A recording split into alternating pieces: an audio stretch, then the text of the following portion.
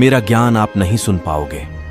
आपके कान फट जाएंगे, आपके दिमाग की स्नायु सिकुड़ जाएगी, मस्तिष्क पर त्योड़ी पड़ जाएगी, ज्ञान का बखेड़ा खड़ा हो जाएगा, यहां तक कि आप मेरे से झगड़ा करने लग जाओगे। एक समय की बात है, राजा बीर देव सिंह बघेल काशी के राजा थे। राजा का महल एक सुंदर बगीचे में था। एक बार राजा ने अपने गुरु ब्राह्मण की आज्ञा अनुसार भजन कीर्तन का आयोजन करवा रखा था। मंदिर के नज़दीक की एक बगीचे में भजन कीर्तन चल रहा था। कई श्रोताओं के बीच कई ब्राह्मण अपने इष्ट देवों का जिक्र कर रहे थे। पूर्ण परमेश्वर कबीर साहिब जी भी कीर्तन में पहुंच गए। कुछ दूरी पर आसन लगाकर बैठ गए। सभी ब्राह्मण अपने इष्ट देवों की महिमा सुना रहे थे। राजा का गुरु ब्राह्मण कबीर साहिब के पास गया। हे भक्त, आप भी अपने विचार व्यक्त कीजिए, अपने इष्ट देव का गुणगान कीजिए। आप भी साधु ही लगते हो। हे महात्माओं, आपने सर्व संपन्न ज्ञान तो सुना दिया, मैं और क्या सुनाऊं? मेरा ज्ञान तो आपके ज्ञान के सामने सूर्य को दीपक दिखाने के तुल्य है।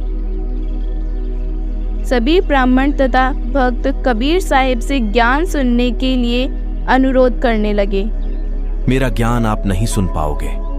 आपके कान फट जाएंगे, आपके दिमाग की स्नायु सिकुड़ जाएगी, मस्तिष्क पर त्योड़ी पड़ जाएगी, ज्ञान का बखेड़ा खड़ा हो जाएगा, यहां तक कि आप मेरे से झगड़ा करने लग जाओगे।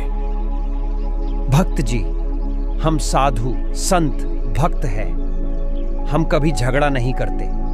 हमें तो कोई गाली भी दे जाए तो हम मुस्कुराकर चल देते हैं। और आप तो साधु भक्त लगते हो। आप तो भगवान की ही महिमा सुनाओगे। हम आपसे वादा करते हैं कि आपके साथ कोई झगड़ा या विरोध नहीं करेंगे। तो ठीक है, सुनो अब मेरे इष्ट देव की महिमा।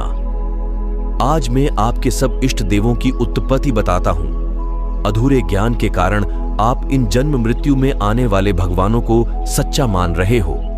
उस पूर्ण परमात्मा का लोक और वह स्वयं अविनाशी है। मैं उसी लोक से आया हूं। वह सतनाम जिससे पूर्ण मोक्ष होता है, मैं उसी का सौदा करने आया हूं। वह पूर्ण परमेश्वर तो इन तीनों लोकों से बाहर रहता है। आप सब तो भूल में पड़े हो, जबकि हमने आपके ब्रह्मा विष्णु और महेश को कई बार जन्मते और मरते देखा है। यहां तक कि इनके माता पिता ज्योति निरंजन काल और उसकी अर्धांगिनी दुर्गा भी कई बार जन्म और मर चुके हैं। इन तीनों देवों की भक्ति तो हर कोई दे रहा है, लेकिन उस चौथे पद को कोई नहीं जानता। जबकि पूर्ण मोक्ष तो इन चारों को छोड़कर पांचवें को इष्ट मानकर पूजने से होता है। यह सारा संसार तीन गुणों की भक्ति यानी ब्रह्मा विष्णु और शिव जी की भक्ति में लीन है। इससे कोई लाभ आपको नहीं मिल सकता। लाभ के लिए आपको निज नाम सतनाम का ही सहारा लेना पड़ेगा। वह सतनाम में लेकर आया हूं। अभी इन पंडित जी ने बताया कि भगवान रामचंद्र जी हमारे इष्ट देव हैं और यही सर्व के पालनहार है।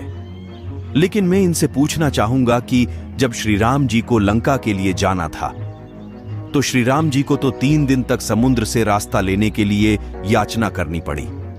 फिर उन्हें पुल बनाकर जाना पड़ा। जबकि एक अगस्त्य नाम के ऋषि जी ने इन सारे समुद्रों को एक घूंट में पीकर खाली कर दिया था। फिर इनमें तो अगस्त्य ऋषि जी बड़े हो गए, क्योंकि रामचंद्र जी यह नहीं कर पाए। वही जब मेघनाथ ने राम लक्ष्मण सहित पूरी वानर सेना को नाग फांस में डाल दिया। मानवीय लीला करने को कहलाए जाने वाले रामचंद्र जी और उनकी पूरी सेना को रावण की सेना अगर चाहती तो उसी समय नष्ट कर सकती थी। लेकिन उस समय गरुड़ जी को बुलाया गया और उन्होंने राम लक्ष्मण को बंधन मुक्त किया।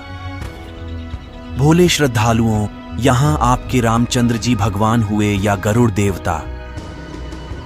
कबीर साहिब ने कई देर तक इस प्रकार का तत्व ज्ञान सुनाया। कबीर साहिब के ऐसे ज्ञान से सभी श्रोता आश्चर्यचकित थे और ब्राह्मणों से उत्तर सुनना चाहते थे, जबकि ब्राह्मण और पंडित जी निरुत्तर हो गए। राजा बीर देव सिंह का गुरु ब्राह्मण राजा के पास गया। राजन, एक कबीर नाम का भक्त साधु हमारे इष्ट देवताओं ब्रह्मा विष्णु महेश जी को नाशवान बताता है और कहता है कि इनका पिता तो काल है। वो कहता है कि पूर्ण परमेश्वर तो अन्य है जिसने सारी दुनिया बनाई है। मैं उसी के लोक से आया हूँ। उसने कहा है कि आपके देवताओं को आपने मंदिर में कैसे बुला लिया। वह कोई आपका नौकर थोड़ी है जिसे आपने मूर्ति में डाल दिया। ये मूर्ति भी आदमी ने बनाई और उसमें भगवान भी आदमी ने ही डाल दिया। तो भगवान कैसे हुआ? ऐसी ऐसी बेतुकी बातें बना रहा है। अच्छा, उसे यहाँ बुला कर लाओ। राजा अपने एक मंत्री को कबीर साहिब जी को बुलाने के लिए भेजता है। हे संत जी, आपको हमारे राजा ने बुलाया है। मुझे तो आपके राजा से कोई काम नहीं है। अगर उन्हें हमारी जरूरत है तो वे स्वयं आ जाएं। मैं ना ही तो कोई पंडित हूं, ना ही आपके राजा का नौकर, ना ही कोई जादू जंतर करने आया हूं और ना ही कोई देशद्रोही हूं। मुझे क्यों राजा ने बुलाया है? हम नहीं जाते। राजन, सच में ये तो कोई अभिमानी संत लगता है। सीधे मुंह बात ही नहीं करता। बोला कि मैं आपके राजा का नौकर नहीं हूं। अगर राजा को काम है तो वह स्वयं आ जाएगा। राजा ने अपनी बुद्धि से काम लिया और सोचा कि यह तो कोई परम संत लगता है, वरना संत को ऐसे राजा का बुलावा जाता है तो धन के लालच में दौड़कर आता है। अरे भाई, वह अभिमानी नहीं, सच्चा संत है। ऐसे ही संत की मुझे तलाश है। मैं स्वयं उन संत के पास जाऊंगा। राजा पैदल ही कबीर साहिब जी से मिलने पहुंचा। जब राजा कबीर साहिब के निकट सा पहुंचा तो देखा कि कबीर साहिब पृथ्वी से 1.25 हाथ ऊपर हवा में स्थित है। राजा को समझते देर नहीं लगी और जाते ही कबीर साहिब के चरणों में अपना सिर रख दिया। हे भगवान, कृपया अपने दास की कुटिया में चलिए। नहीं राजन, सत्य ज्ञान का उजागर तो सभी के सामने होना चाहिए। हे भगवान, आज मैं भी सत्य और असत्य का निर्णय करना चाहता हूँ। कृपया महल चलकर मुझे अपना संपूर्ण ज्ञान समझाइए। राजा के विशेष आग्रह करने पर कबीर साहिब राजा के साथ महल के लिए चल पड़े। राजा ने सम्मान पूर्वक कबीर साहिब और अपने ब्राह्मण गुरु का आसन लगवा दिया और ज्ञान चर्चा करने के लिए कहने लगा। ब्राह्मण देवता, आपका कबीर साहिब जी से क्या मतभेद है? अब आप दोनों आमने सामने हैं, अपनी ज्ञान चर्चा कीजिए। सर्वप्रथम तो कबीर जी ने हमारे ब्रह्मा विष्णु महेश जी को ही नाशवान करार दिया, जो कि पूर्णतः गलत है। क्या प्रमाण है इसका इनके पास? जरूर ऋषि जी, जरा देखिए अपने पुराणों में। देवी भागवत पुराण के 3 स्कंद में ये तीनों स्वयं ही स्वीकार करते हैं कि हमारा जन्म और मृत्यु होती है। ब्राह्मण उसी समय देवी भागवत पुराण का 3 स्कंद पढ़ने लगा। भगवान की रजा से ब्राह्मण को पुराण का वही प्रकरण हाथ लगा जिसमें ब्रह्मा विष्णु महेश की जन्म मृत्यु सिद्ध होती है। ब्राह्मण के चेहरे का रंग फीका पड़ गया। कुछ देर तक स्तब्ध सा रह गया, लेकिन सोचा कि इन्हें मना कर देता हूँ, ये सब तो अशिक्षित है। कबीर साहिब ब्राह्मण के चेहरे का हाव भाव समझ गए। ऋषि जी, आज आप राजा की कचहरी में हैं और ये निर्णय होकर ही रहेगा कि कौन सत्य कथा करता है। अगर आप नहीं बता सकते हैं तो किसी अन्य ब्राह्मण को बुलाकर पूछा जाएगा। ब्राह्मण गुरुजी, आज मैं सिर्फ सत्य सुनना चाहूंगा। अगर किसी प्रकार से आप गलत निकले तो अंजाम अच्छा नहीं होगा।